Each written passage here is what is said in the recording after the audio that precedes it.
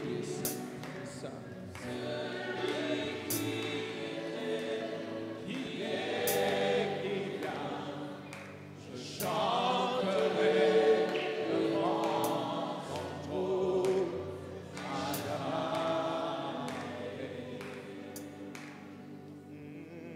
Seigneur,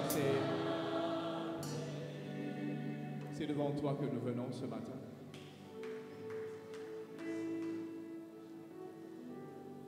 C'est devant toi. Seigneur, ce culte, il est pour moi. Ce culte, il est pour mon frère, ma soeur. Ce culte, il est pour moi.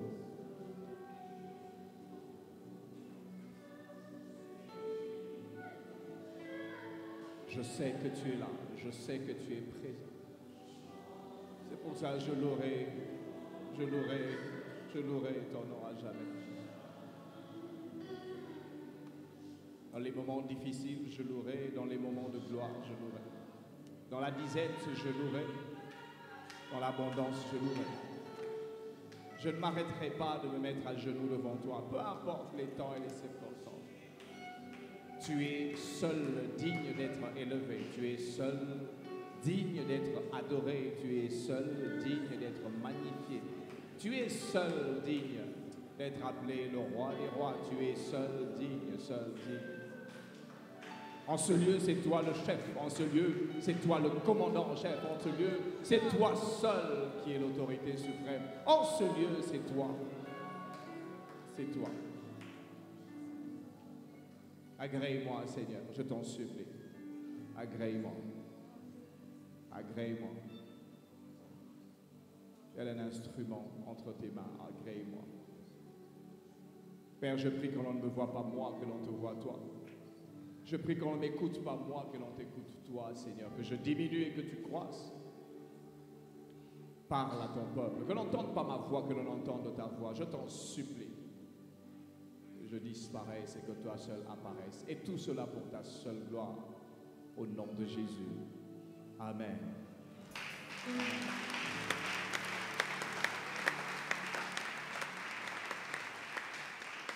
Amen. Que le Seigneur nous bénisse tous. Dieu fait des choses assez étranges dans nos vies. Dieu fait des choses assez merveilleuses. La dernière fois que je suis entré ici, je pense que je suis venu à une dévotion matinale le matin. Je me souviens très bien, votre pasteur n'était pas là. Et c'est assez étrange que je me retrouve en ce lieu dans une saison différente. Il n'y a que Dieu et Dieu seul qui est maître des temps et des circonstances. Pasteur Timothée, j'ai repensé à des moments où on s'est rencontrés. J'ai repensé à Philadelphie. Tout le film de Philadelphie est revenu à moi, je ne sais pas pourquoi. C'est peut-être par rapport à ce thème d'aujourd'hui. Mais à l'Éternel, toute gloire et toute majesté. À l'Éternel, toute révérence. Je prie, comme je l'ai dit dans la prière, de n'être qu'un instrument entre ses mains, qu'il atteigne ses objectifs. Merci à votre pasteur et père, merci à maman pasteur Toti, merci à toute l'église, à tout le corps pastoral. J'avais hâte de venir en ce lieu. En fait, quand j'étais en train de préparer la mission, je venais et le Seigneur m'a dit, prépare ce message. J'ai dit, Seigneur, pourquoi? Parce que je n'ai pas un programme de prêcher. Je l'ai préparé. Et comme lui et moi, nous dans la même école, je ne pouvais pas dire Nazoya Otea. Et il m'a envoyé ce message en disant, est-ce que tu pourrais être disponible? Il ne savait pas qu'il y avait un commandant, un chef qui m'avait déjà dit, tu vas aller prêcher. Pasteur, merci pour la sensibilité. Et je prie que l'onction de mon père, l'apôtre Roland, soit sur moi pendant ce service. Technique, j'ai un retour qui n'est pas bien. Si on peut me donner un bon retour, ça me permettra d'avancer. Acte chapitre 3. Acte chapitre 3. Je voudrais, avec beaucoup de politesse et beaucoup de révérence, vous demander de vous lever. Nous allons lire ce passage, un long passage. Acte chapitre 3, à partir du premier verset jusqu'au 11e verset. Pierre et Jean montaient ensemble au temple à l'heure de la prière, c'était la 9e heure. Il y avait un homme boiteux de naissance qu'on portait et qu'on plaçait tous les jours à la porte du temple, appelé la Belle, pour qu'il demandât l'aumône à ceux qui entraient dans le temple. Cet homme, voyant Pierre et Jean qui allaient et y entraient, leur demanda l'aumône. Pierre, de même que Jean, fixa les yeux sur lui et dit, « Regarde-nous ». Et il regardait attentivement, s'attendant à recevoir d'eux quelque chose. Alors Pierre lui dit, « Je n'ai ni argent ni or, mais ce que j'ai, je te le donne. Au nom de Jésus-Christ de Nazareth, lève-toi et marche. » Et le prenant par la main droite, il le fit lever. Au même instant, ses pieds et ses chevilles devinrent fermes. D'un saut, il fut debout et il se mit à marcher. Il entra avec eux dans le temple, marchant, sautant et louant Dieu. Tout le monde le vit marchant et louant Dieu. Soulignez bien, tout le monde le vit marchant et louant Dieu. Il reconnaissait que c'était celui qui était assis à la belle porte du temple pour demander l'aumône. Il fut rempli d'étonnement et de surprise au sujet de ce qui lui était arrivé. Comme il ne quittait pas Pierre et Jean, tout le peuple étonné accourut vers eux au portique dit de Salomon. Ceci est la parole de Dieu. Je suis ce qu'elle dit que je suis. Je possède ce qu'elle dit que je possède. Aucune autre parole n'aura d'effet dans ma vie si ce n'est cette parole au nom de Jésus. Amen. Est-ce qu'on peut se rasseoir? Pour ceux qui sont en train d'écrire, on aura une série de textes que nous allons lire. Si je ne les lis pas, vous pouvez les lire à la maison. Actes chapitre 4, verset 12, Philippiens 2, 9 à 11, Colossiens 2, le verset 10, Psaume 115, le verset 3, Juge 6, 11, Daniel 4, 35, Acte 82, Proverbe 27, le verset 1, Marc 16, 17, Romains 8, 26 à 27. Rassurez-vous, ce n'est pas une étude biblique. Acte chapitre 3 est en train de parler d'un récit. Un récit qui est merveilleux, un récit que nous connaissons. Il s'agit certainement d'un récit que nous avons déjà partagé du haut de cette chaire par votre père, par des pasteurs ici. Ça part d'un récit et d'une histoire qui se passe en un jour ordinaire. Pour quelqu'un, un jour qui est un jour normal, un jour où le soleil se lève normalement, il fait beau comme ce matin. Et cet homme est dans son activité qu'il faisait tous les jours. Cependant, il y a un événement insoupçonné qui est en train d'arriver à ce monsieur. Un événement particulier, un événement que lui-même ne connaît pas. Et même les gens qui sont autour de lui ne connaissent pas. Et même les gens qu'ils vont rencontrer ne connaissent pas. Un événement qui est en train de se tramer en faveur de ce monsieur. Je voudrais dire à quelqu'un, et je l'ai écrit, Nzamba Zoka Nelayo.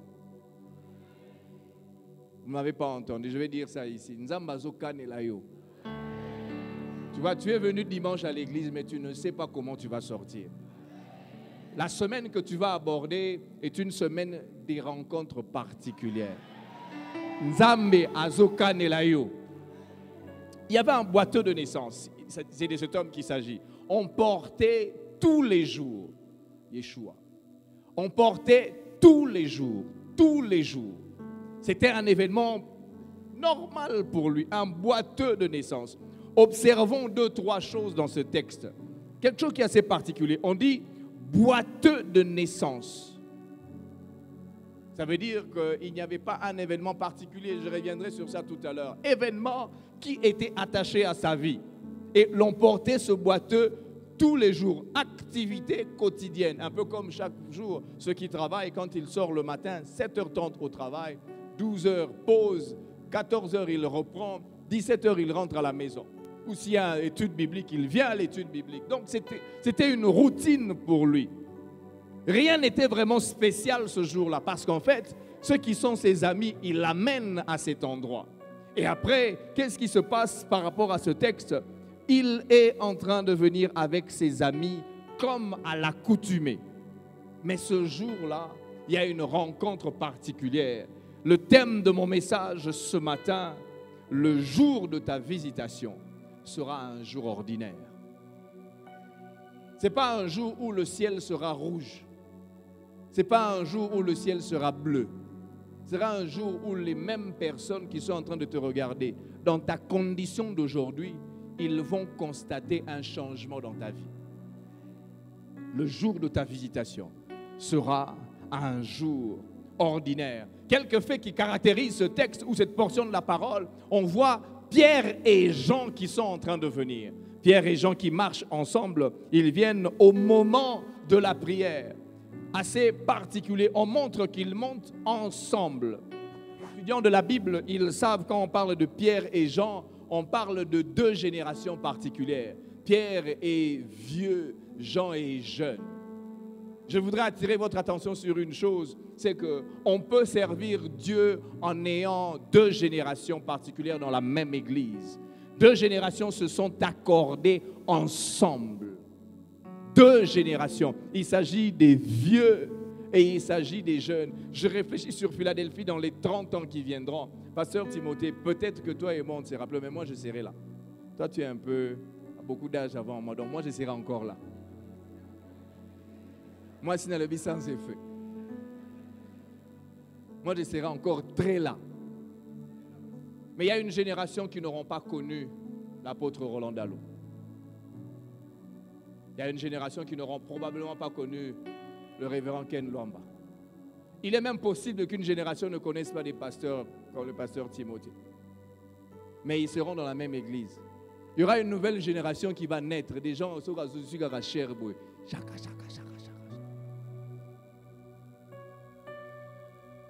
Mais les 2, Pierre et Jean, ils montent ensemble. Ils se sont accordés. Ils se sont accordés. Je voudrais dire à quelqu'un, l'absence d'unité dans une église est le facteur principal d'un échec. Si on n'est pas unis dans une église, les fondamentaux de l'église tombent. Les deux, ils montaient ensemble à la porte pour aller à l'église, pour aller au temple. La deuxième chose que je voudrais dire ici parmi les faits, ils montaient à l'heure de la prière. C'est ce que je veux dire à quelqu'un. La marque de distinction est trouvée dans la vie de prière que tu as. J'ai parlé à Maman Toti un jour, on était en train de discuter. Il dit, c'est étrange, des gens qui vont faire 3 heures, 4 heures en train d'attendre une réunion. Maman Toti, je suis resté gravé dans ça.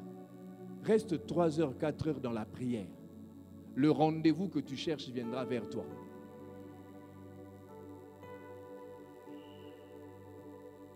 Il montait à l'heure de la prière.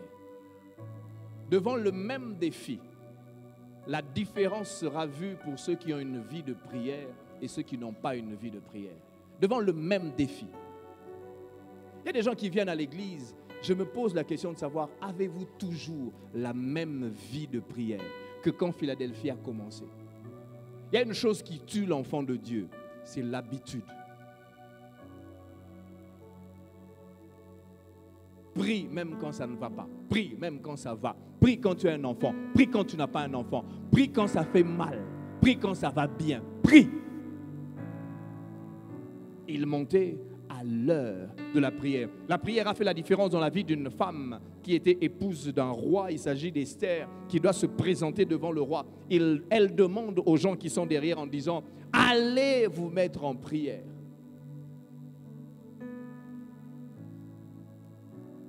La prière, elle fait la différence. L'ADN que nous avons, votre pasteur et moi, c'est l'ADN de prière qui vient de notre Père. Il prie comme jamais. Il prie. Il y a des moments où il me dit, écoute Anthony, je dois éteindre le téléphone, je dois prier. Je dis, comment il fait? La prière, elle fait la différence. Troisième élément que je vois, on parle d'un boiteux de naissance. En fait, on parle de la situation de quelqu'un qui n'avait pas espoir de recevoir une guérison. En fait, il est boiteux pas par le fait de quelqu'un, ce n'est pas un accident, ce n'est pas qu'on lui a jeté un sort. La Bible dit boiteux de naissance. Dieu l'a voulu ainsi. Ce qui se passe ici, c'est qu'il se demande probablement que dans sa tête, il n'y a plus le fait qu'il attend un miracle. Non. Il attend un miracle, il n'y en a pas. Et on l'amène où? À la porte Labelle. Je ne veux pas revenir sur un enseignement sur les portes. La porte Labelle, je laisse ça à votre pasteur qui vous enseignera sur les 12 portes qui existent. Mais on l'amène à un endroit qui est assez étrange, où les merveilleuses choses se passaient. Ça veut dire que c'était un endroit où il y avait une sorte d'action de grâce qui était en train de se faire. C'est à cet endroit-là qu'on l'amène. Lui, boiteux de naissance. Lui, qui n'a pratiquement pas d'espoir, pas de soutien, sa seule activité, c'est de mendier. C'est l'aumône. Je voudrais donner quelques affirmations en cet instant. La première, il n'y a pas d'alternative à la puissance du nom de Jésus dans notre vie quotidienne. Il n'y en a pas. Il n'y en a pas. Je ne sais pas quel nom vous chantez chaque matin. Je ne sais pas quel nom vous utilisez chaque matin. Mais je voudrais dire à quelqu'un, il n'y a pas d'alternative à la puissance du nom de Jésus. Il n'y en a pas. J'observe l'Église du Christ depuis un certain temps. Il y a tellement de choses qui commencent à entrer dans l'Église. Il y a des moments où une prédication peut commencer de la première minute à la dernière minute. Il n'y a pas eu le nom de Jésus. Sortez de cette église. Il n'y a pas d'alternative. Il n'y en a pas. Acte 4, 12, la Bible est en train de dire « Il n'y a de salut en aucun autre, car il n'y a sous le ciel aucun autre nom qui ait été donné parmi les hommes par lequel nous devrions être sauver. Philippiens 2, le verset 9, la Bible dit, c'est pourquoi Dieu l'a souverainement élevé et lui a donné le nom qui est au-dessus de tout nom, afin qu'au nom de Jésus, tout genou fléchisse, toute langue confesse que Jésus-Christ est Seigneur à la gloire. Ça veut dire que sur la terre, Jésus. Sous la terre, Jésus. Dans les cieux, Jésus. Dans ta maison, Jésus. Devant ton chef, Jésus. Devant tes adversaires, Jésus. Vous savez, quand vous avez une adversité qui est en train de se passer devant quelqu'un qui a zonyongayo, dans ton cœur, cite le nom de Jésus. Moi, j'expérimente des choses comme ça. Jésus, Jésus. Tu rendras compte que l'intensité de son adversité est en train de baisser. Toi, tu es en train de monter. Jésus, Jésus. Il n'y a aucun autre nom en dehors du nom de Jésus. Ce n'est pas le nom d'une église. Ce n'est pas Philadelphie qui sauve. C'est le nom de Jésus. Ce n'est pas Roland Dallot qui sauve. C'est le nom de Jésus. Ce n'est pas Timothée Mbengela qui sauve. C'est le nom de Jésus. Église, revenons à Jésus. Revenons à Jésus. L'assurance que chacun de nous devrait avoir, c'est de savoir qu'en Jésus, nous avons tout. Colossiens 2, verset 10, la Bible est en train de dire, nous avons tout pleinement en lui, qui est le chef de toute domination et de toute autorité. Pasteur, je prépare un message sur chef de toute domination et toute autorité. Je regarde beaucoup de présidents, beaucoup de chefs d'église. Je dis, Nzambe, Yesu azarara Nzambe. Nzambe azarara Yesu. Il y a des choses qu'on recherche. Mais nous avons Jésus, frère, sœur. Tu sors le matin, tu n'as pas d'argent. Jésus, je sors. J'avance seulement. J'avance seulement. Nous avons tout. Je parle de la Bible. La Bible dit, nous avons tout pleinement en lui, qui est le chef de toute domination et de toute autorité. Est-ce que nous avons cette assurance? La deuxième chose que je voudrais nous dire, deuxième affirmation, Dieu ne dépend pas du calendrier des hommes pour nous visiter, mais ce sont les hommes qui retiennent la date. Dieu, lui, n'a pas de calendrier, mais toi et moi, on va retenir la date. Dieu, lui, il fait. Il fait seulement. Psaume 115, le verset 3, la Bible dit, Dieu est au ciel, il fait ce qu'il veut. C'est nous qui retenons les dates. Le jour où tu t'es marié, tu as retenu la date. Le jour où tu as eu ton premier enfant, tu as retenu la date. Le jour où tu as reçu Christ comme Seigneur et Sauveur, tu as retenu la date. Dieu n'a pas de calendrier. C'est toi et moi qui retenons la date. Vous voyez le frère qui est à côté, la sœur qui est à côté là. Tu es en train de te dire, le jour où ça va changer pour elle, toi tu vas retenir. Dieu va s'arranger pour que toi qui te moquais d'elle ou de lui, tu retiennes la date. Tu vas retenir. Chorale, on se souviendra de vous. On se souviendra.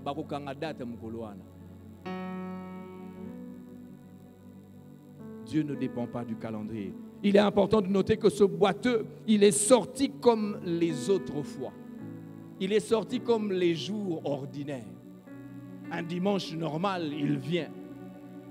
Un jeudi normal, il sort. Un mercredi normal, il sort. Et ce jour-là, il sort pour une activité routinière. Mais Dieu avait un rendez-vous particulier avec lui. Il voulait changer tout un système de pensée. Il n'a pas consulté les principes et même les dogmes de la tradition juive, les principes et même les dogmes des hommes. Il est boiteux de naissance. Jésus, pourquoi tu fais des choses comme ça? Le jour de ta visitation sera un jour ordinaire. Ce sera même un jour où tu n'as pas mis le maquillage, où tu es naturel. Tu n'as pas mis les filtres sur ton statut WhatsApp, où tu es filtré. C'est ce jour-là que quelqu'un va te dire, je veux cette personne.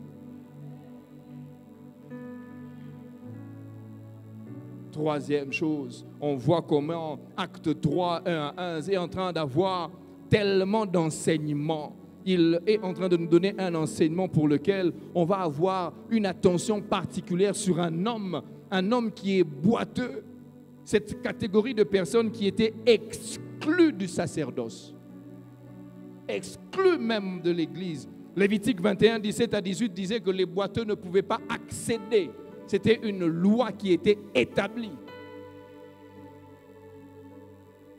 C'est pour ça qu'il se trouvait à la lisière. Donc on le mettait un peu à la porte là. Il ne pouvait ni entrer et il était dehors.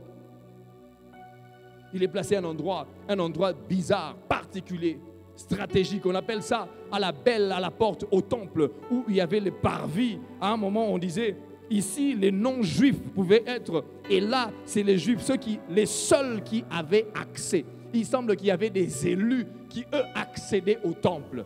Et lui, on le mettait juste là parce qu'il était boiteux. Il ne pouvait pas entrer. Il est juif. Mais il a une chose qui ne fait pas en sorte qu'il puisse accéder. Il est considéré comme étant un non-juif. Je voudrais ouvrir une parenthèse. Qu'est-ce que la nature peut être cruelle avec les faibles?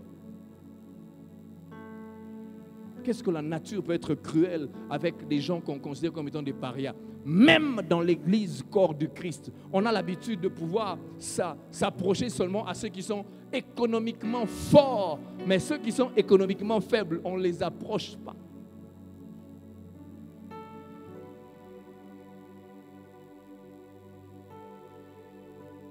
On a une pastorale qui a changé dans l'église corps du Christ. On s'occupe des brebis qui sont simplement des gens d'un certain rang. Les visites pastorales ne se font pas dans des maisons des gens qui sont économiquement faibles. L'église a changé. L'église a connu quelque chose. Ce boiteux, il ne pouvait pas entrer dans le temple. Pourtant, il était comme les Juifs qui étaient dedans. Église, revenons Église, redevenons Église. Retiens ceci, l'Éternel, le Dieu et maître des temps et des circonstances, n'est pas conditionné par l'environnement pour te visiter. Même pas un peu. Dieu aime quand on te rejette. Quand on commence à te rejeter, ça veut dire que Dieu commence à venir vers toi. Je suis en train de dire à quelqu'un, quand on commence à te calomnier, le Dieu juste, il se lève pour te justifier. J'ai appris à dire aux gens, plus tu es en train de pouvoir mettre de l'adversité dans ma vie, plus tu rapproches Dieu de moi.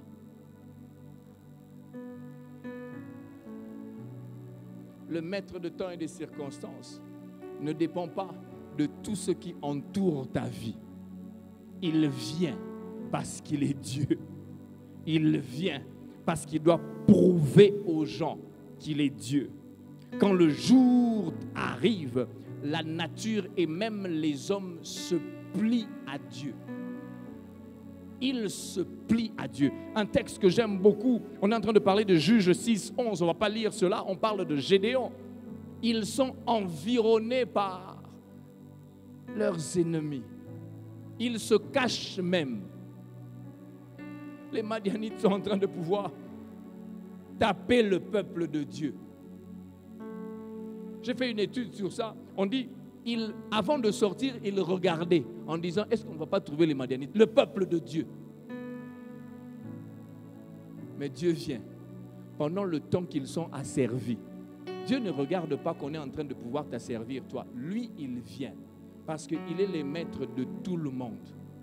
Et il y avait quelqu'un qui battait le froment, c'est Gédéon. Dieu est assis et il regarde Gédéon. Il appelle vaillant héros.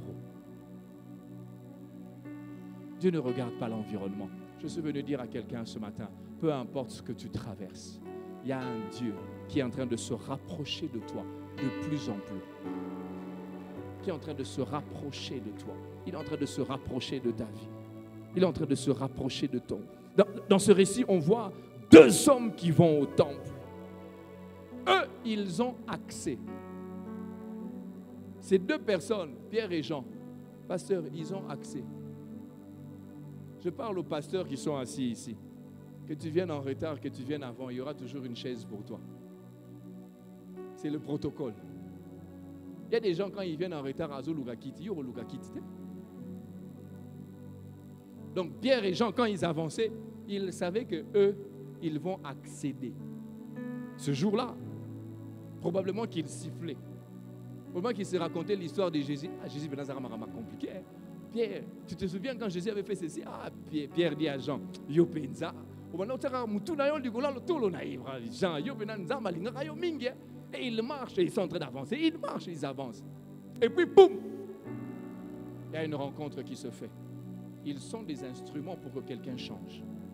Une rencontre particulière. Ces deux hommes, ils avancent et aussi ils avaient quelque chose qu'ils devaient faire. En avançant, ils rencontrent un homme boiteux. Pasteur Timothée, Pierre et Jean n'étaient pas les seuls à passer à cet endroit. Il y avait d'autres personnes qui passaient. Il y avait Jules et Anthony qui passaient. Il y avait Timothée et René qui passaient. Il y avait Jacques et Myriam qui passaient. Il y avait Andrea et David qui passaient. Eux aussi passaient. Et le boiteux était là. Mais quand il s'agit de Pierre et Jean, Dieu sait que les deux ont quelque chose pour ce boiteux. Je voudrais dire à quelqu'un, sois une bénédiction pour quelqu'un dans la semaine qui arrive. Ils sont en train de marcher, ils avancent et ils arrivent à la porte. Il fallait que quelque chose se passe. Je suis venu dire à CMP Lubumbashi, il reste peut-être 2 mois avant que l'année s'achève. Sachez une chose, que Dieu complote contre vous, que Dieu complote en votre faveur. Il reste peut-être 1 mois et demi, mais il y a quelque chose qui va se passer. On est peut-être à la porte, les gens sont passés, mais il y a Pierre et Jean qui doivent rencontrer le boiteux. Dieu n'a pas de calendrier. Dieu n'attend pas qu'il reste 2 jours, 3 jours. Dieu vient quand il faut. Pour quelqu'un, ça va être le 31 décembre à 22h33. Ça va effacer toute la douleur que tu as eue depuis le 1er janvier.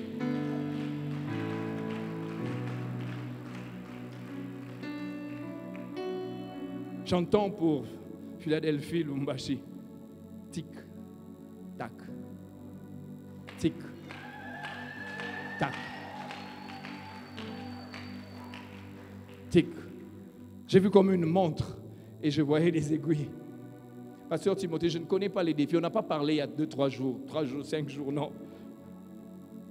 Des problèmes que tu as à l'église, non, je ne. Mais je vois une montre, il y a comme tic, tac. Ce que je dis pour l'église est attaché à chacun d'entre vous.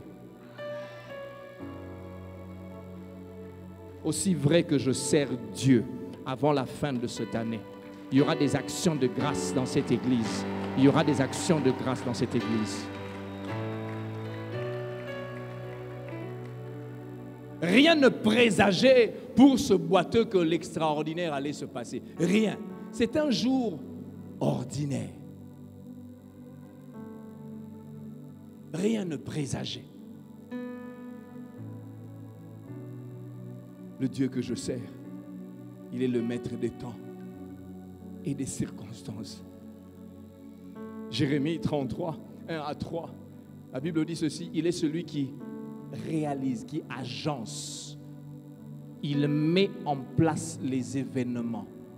J'ai lu plusieurs versions de Jérémie 33. On dit il les place.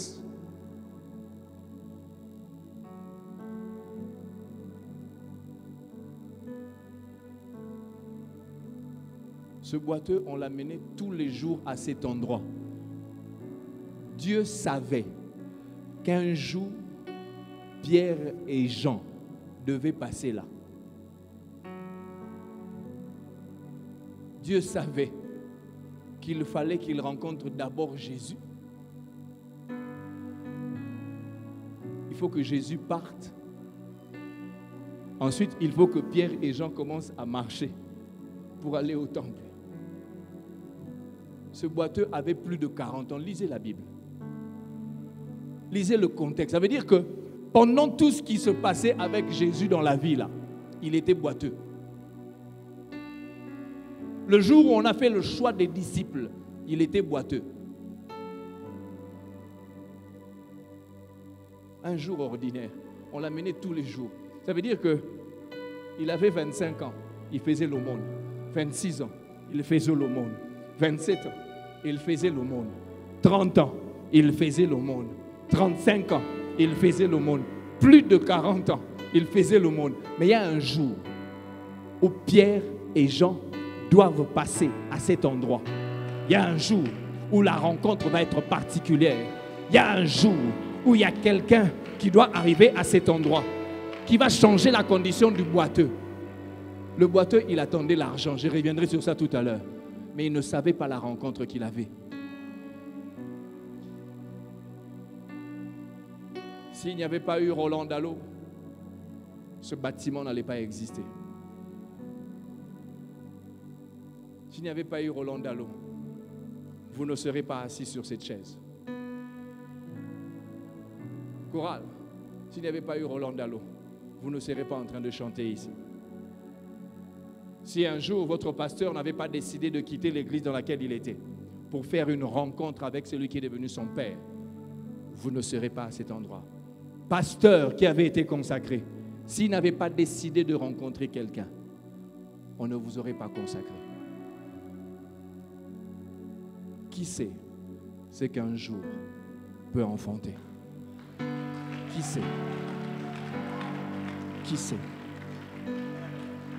La Bible déclare dans Daniel 4, le verset 35, « Tous les habitants de la terre ne sont à ses yeux que néants. Il agit comme il lui plaît avec l'armée des cieux et avec les habitants de la terre. Et il n'y a personne qui résiste à sa main et qui lui dise, que fais-tu » Étrange dans cette histoire, c'est que l'espoir de cet homme était perdu. Un boiteux de naissance. L'espoir pour avoir une restauration de ses jambes n'existait pas. Regardez même son activité. Ce n'est pas qu'il demandait une guérison. Tchanga-moi 5 $. Ça aurait été en RDC à Kinou à Lumbashi. Oh, grand prêtre et mère, Batikayo. Au monde ni. Nana moi 10. Sa préoccupation, ce n'était pas les gens. L'espoir de la restauration de sa condition humaine n'était plus là. Son seul et unique espoir, c'était l'argent. Il n'y avait plus ça. Une condition humaine qui le dérangeait. Il avait plus de 40 ans, il n'avait plus d'espoir. La seule activité qui lui était accessible, c'est de pouvoir faire l'aumône. Être mendiant. Et il y avait tout un système qui était bâti autour de lui. Lui, il était au front et il est devenu comme ce taximène qui devait ramener les versements. Ses amis qui lui amenaient là, quand il rentrait, il dit, Ozu combien? Tokabola. Sinon, l'obito mémaote. Il était le fonds de commerce des gens qui étaient là-bas. Étienne, Jean-Luc, Béa, Sylvie, il porte ce boiteux de naissance qui n'avait pas de nom. On ne cite pas son nom. Je ne vais pas citer son nom parce que vous allez croire qu'il s'agit de quelqu'un ici. Je vais dire, c'est ça son nom. On amène. Et Étienne, Béa et Sylvie, ils savent que le soir, chacun d'eux recevra.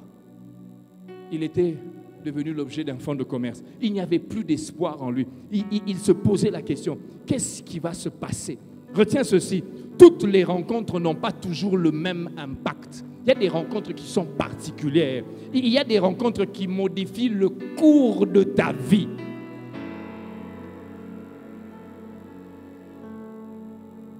Ça peut le changer en bien comme en mal. Ceux qui ne sont pas encore mariés, priez. Liba le gros beau maillot. Botou na pasteur Timothée na maman Toti. Il y a des travaux dans lesquels il ne faut pas entrer. Il y a des contrats de travail qu'il ne faut pas accepter. Il y a des rencontres qui ont un impact dans vos vies, qui changent le cours de l'histoire. Ruth et Boaz. Ruth est en train d'aller glaner. Il a suffi d'une seule rencontre, une seule, pour que jusqu'aujourd'hui, on voit Ruth dans la généalogie de Christ. On est en train de voir ça dans Ruth. Quand on regarde 1 Roi 13, on parle du vieux prophète et du jeune prophète, assez étrange. Ce jeune prophète qui est venu avec un mandat de Dieu, il finit déchiqueté parce qu'il a rencontré un vieux prophète. Il y a une autre rencontre qui me fait beaucoup de mal chaque fois que je lis ça. Je suis dans Juge 16, Juge 17. On est en train de parler de Samson et de Delilah. Étrange rencontre. Cet homme qui avait la destinée de changer la vie de tout le peuple d'Israël, il fait une rencontre avec une femme belle. Mais c'est la déchéance. Il y a des rencontres qui ont un impact, qui peuvent changer le cours de ta vie. Je voudrais dire à quelqu'un, est-ce que tu es conscient des gens que tu rencontres? Pierre et Jean, ils rencontrent celui qui mendiait. Et celui-là, il s'attendait à quelque chose qui devait sortir de leur poche. Celui-là, il n'avait pas d'autre ambition que de recevoir l'aumône. Il n'avait pas d'autre ambition. Il y a des douleurs et des souffrances dans votre vie qui vous assomment tellement que même votre réflexion et émotion vous font perdre la capacité d'avoir la foi.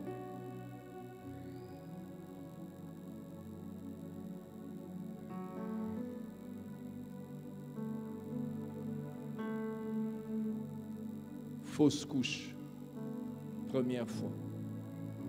Tu pries à l'église, tu es même à la chorale, tu es même à l'intercession. Fausse couche, deuxième fois. Quand tu imposes les mains sur les gens, les choses se passent. Fausse couche, troisième fois. Quand tu intercèdes pour des gens, ces gens portent des enfants. Fausse couche, quatrième fois. La belle famille commence à te regarder, à se poser des questions. Généralement, on va toujours vers l'homme en train de se dire, est-ce que tu es sûr que c'est vraiment la femme de... Je n'arrive pas à comprendre. Une maman, pourquoi vous n'allez pas vers la femme? Fausse couche, septième fois. Tu viens à l'église. Les gens que tu as vus venir à l'église sont en train d'avoir première naissance double, deuxième naissance triplée.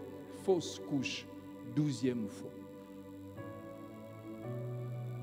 Il y a des douleurs qui vous font perdre la capacité d'avoir la foi. Cet homme est boiteux de naissance. Il n'a plus d'ambition. C'est-à-dire qu'il ne pense même plus qu'il peut marcher. Quand il voit Pierre et Jean, il les considère comme étant des hommes ordinaires qui passaient par là. Il demande. Il y a une dame que je connais dans la Bible, elle est vieille. L'Éternel visite Dieu, ne visite pas Dieu. Donc on parle de même. Dieu, cette femme, elle parle de Dieu. Et Sarah se moque de Dieu. Dieu, je suis vieille. Au lieu de s'arrêter à elle, il dit, mais ton serviteur, mon maître. La première fois que j'ai compris que Dieu était en train d'écouter une femme parle de sexualité, c'est à ce moment-là. Il dit, mais ton serviteur, lui aussi est vieux. Donc, en d'autres termes, à Okoksou, il n'y a pas d'enfance. Ça rentre et dit,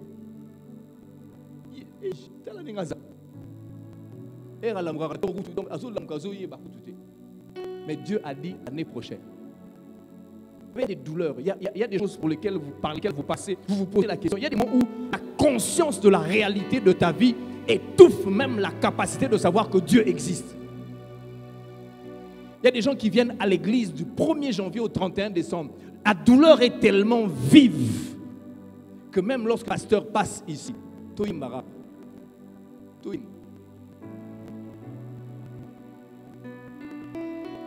à Gethsemane, nous avons un homme qu'on appelle notre maître, Jésus.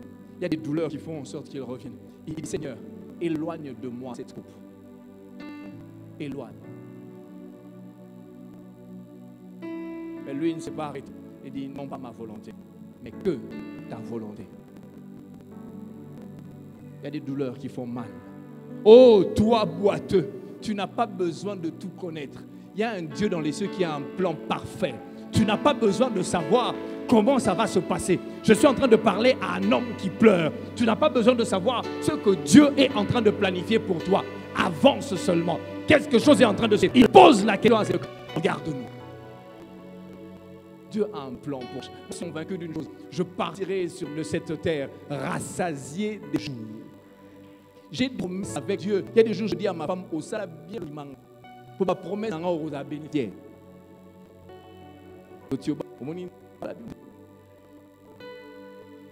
Tu n'as pas besoin de savoir, de tout être. La chose qu'on est en train de dire à cet aveugle, regarde-nous.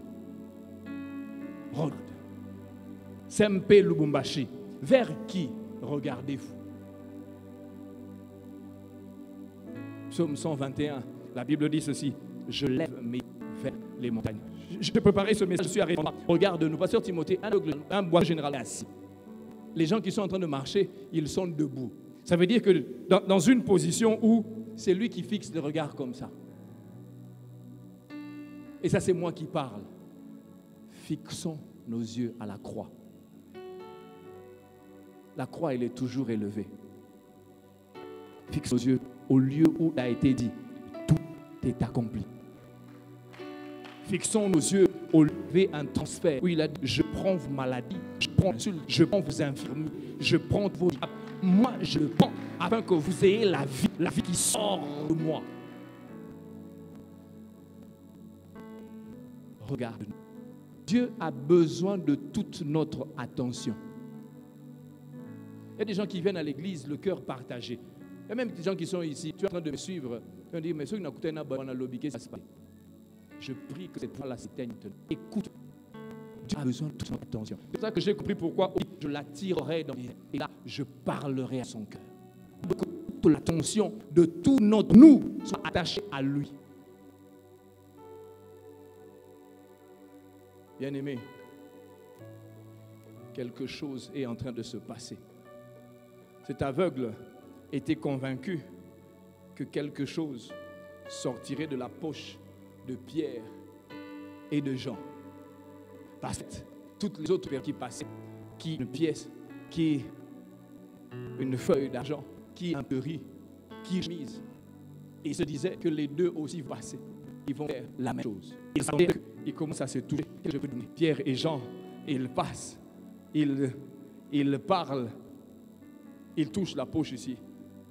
Il dit, hey, je n'ai pas. Le bois entre les tables, photo.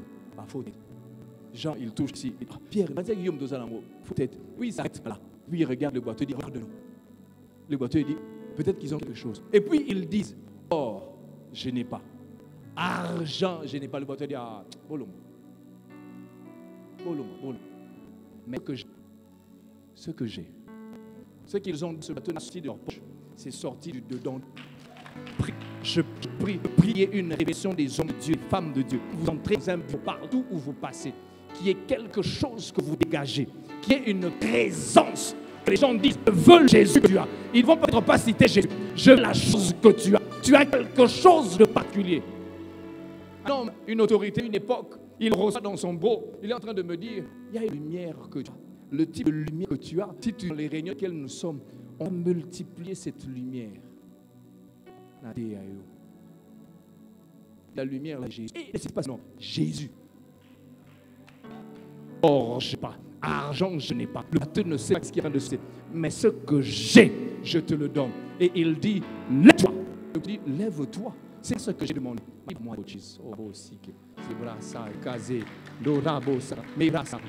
lève-toi et marche. En le prenant par la main, il le fit lever. On dit au même instant, ses pieds et ses chevilles devinrent fermes. Il est sorti à la rencontre de l'argent. Il est rentré avec ses pieds. Timothée, il a regardé. La Bible est dit, la Bible dit ceci. Tout le monde le vit marchant et louant Dieu. Il reconnaissait que c'était celui qui était assis. Il n'y avait pas de doute. C'est-à-dire que les gens qui avaient des cultes de fonds de commerce bisouqués.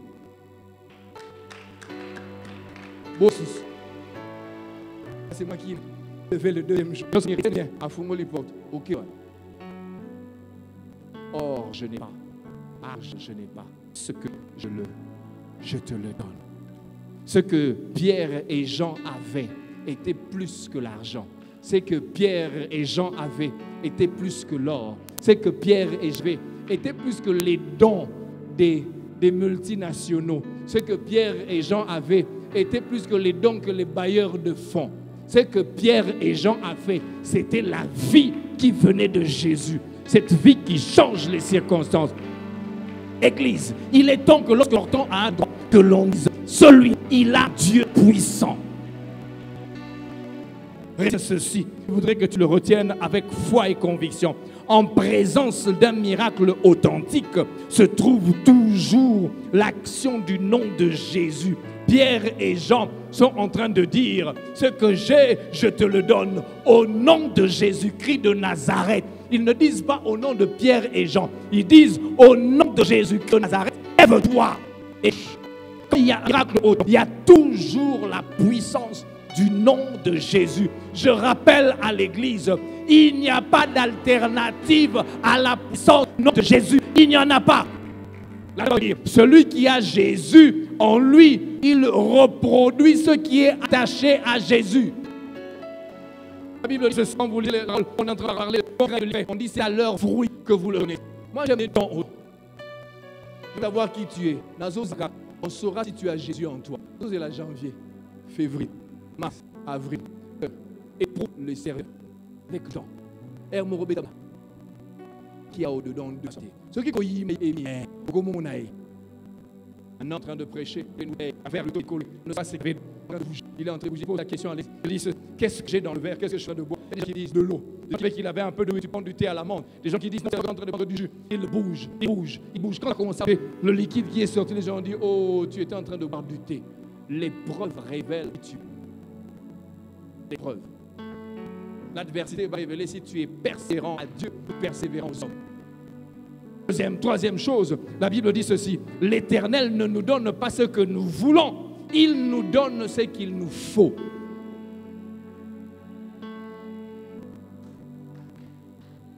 Donne-moi 10 francs, mais il lui donne les gens.